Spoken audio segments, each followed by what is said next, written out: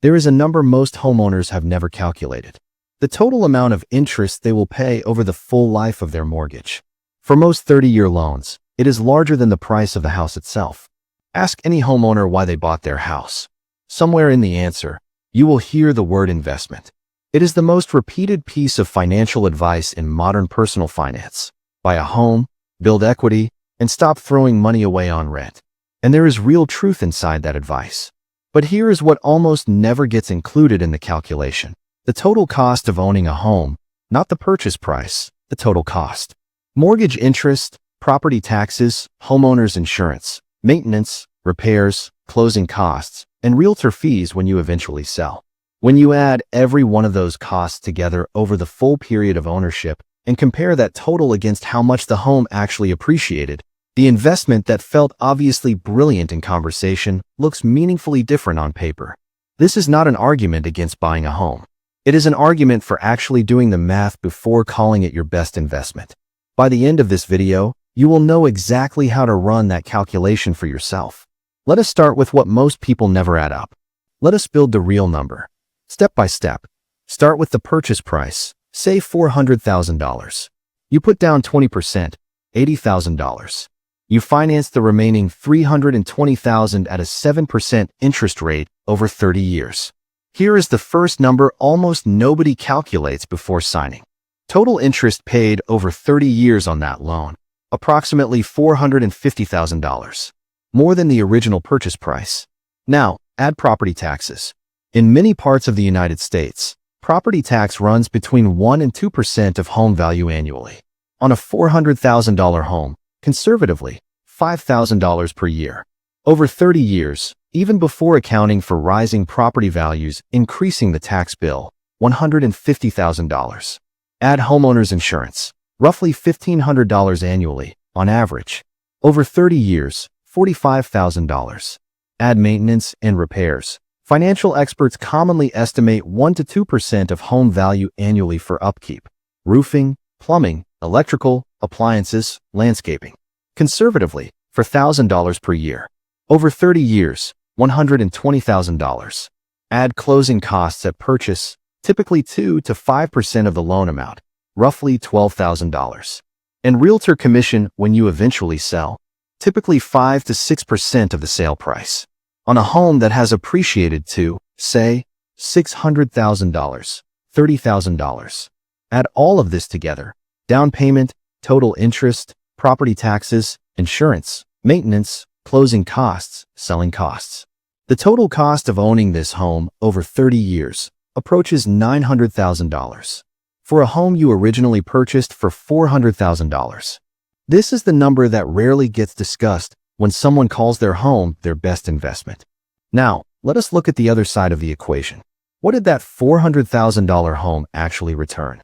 Historical data on home price appreciation in the United States shows an average annual increase of approximately 3% to 4% over long time horizons. Adjusted for inflation, closer to 1% to 2% in real terms. Let us be generous and use 4% nominal annual appreciation. Over 30 years, our $400,000 home would be worth approximately $1,290,000.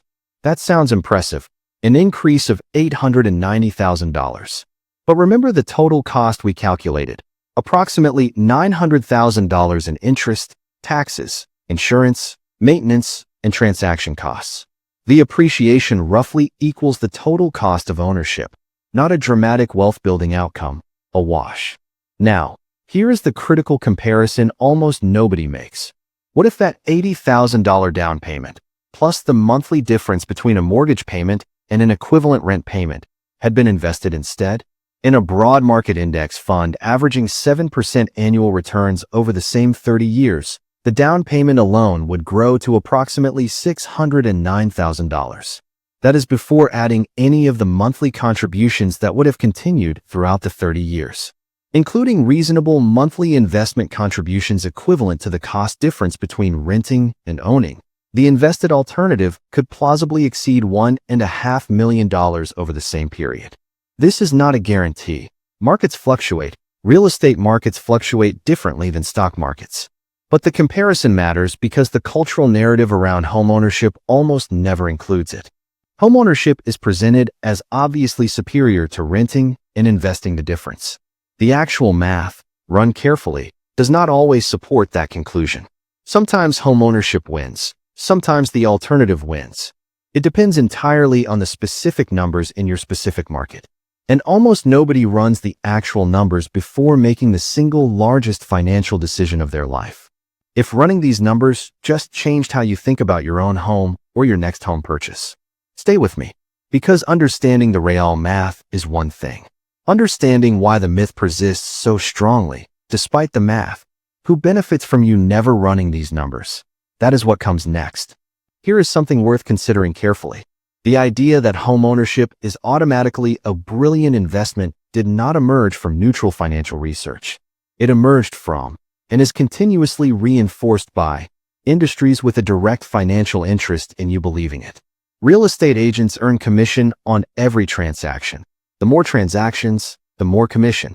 The narrative that buying is always smarter than renting drives more transactions. Mortgage lenders earn interest and fees on every loan issued. A 30-year mortgage generating hundreds of thousands of dollars in interest is an extremely profitable product for the lender. The narrative that homeownership is essential to financial security drives more loan originations. Home builders and developers benefit from sustained demand for new construction. Government policy, in many countries, actively subsidizes homeownership through mortgage interest deductions and favorable lending programs, in part because widespread homeownership is associated with social and political stability. None of these parties are acting in bad faith exactly. Homeownership genuinely benefits many people in many circumstances. But the consistent, well-funded, multi-generational reinforcement of homeownership as an unambiguous financial triumph comes from parties who profit regardless of whether the underlying math works out in your specific favor. The real estate agent earns their commission whether your home appreciates well or poorly. The lender earns their interest whether your total return beats the alternative or not. This is not a conspiracy. It is simply an alignment of financial incentives that has shaped a cultural narrative for nearly a century. And cultural narratives, once established, persist independently of whether the underlying math continues to support them in every individual case. The question worth asking is not whether to ever buy a home. It is whether the specific decision in front of you, your market, your interest rate, your time horizon, actually supports the narrative you were told to believe. Here is how to run this calculation for your own situation. First, calculate your true total cost of ownership. Total mortgage interest over the full loan term. Use an amortization calculator. These are free and widely available. Add estimated property taxes, insurance, and maintenance at 1 to 2% of home value annually, compounded over your expected ownership period. Add closing costs and expected selling costs. Second, calculate your realistic appreciation estimate. Use historical data for your specific local market, not national averages, which can differ significantly by region. Third, calculate the rent versus buy comparison honestly. What would it cost to rent an equivalent property in your market over the same period? What would the difference between that rent and your total housing costs grow to if invested instead? Multiple free online calculators exist, specifically designed to run this comparison using your actual numbers. Fourth, factor in the things the math cannot capture: stability, control over your living space, and the non-financial value of homeownership matters. It is legitimate, but it is a different question than whether the purchase is financially optimal. Separate the two questions clearly. Make each decision with full information. That is the entire goal. Your home may genuinely be a good investment, or it may simply be a good place to live that happens to also build some equity. Both of those are fine outcomes. What is not fine is calling either one the other without ever running the numbers. Now you know how to run them.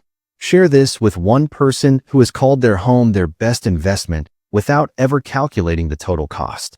And if you want to keep seeing the real math behind what you were told to believe, subscribe to Hidden Truth Files. Hidden, no more.